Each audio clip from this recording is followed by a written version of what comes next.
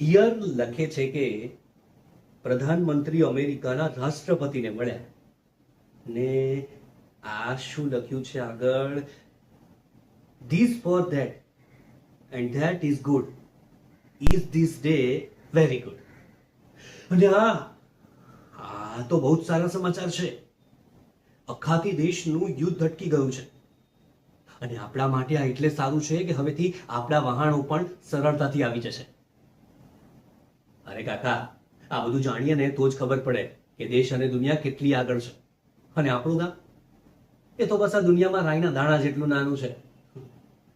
અને આ જો અહીં લખ્યું છે કે good is bad and bad is good, but here and there is beautiful. આ જો આ સમાચાર તો આપણા ગામ માટેના જ છે.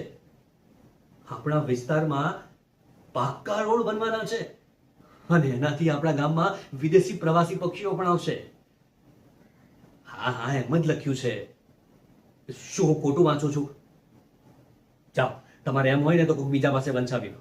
લો હાલો, આ વિલેજ ટાઈમ્સ લો અને જાતે વાંચી લો.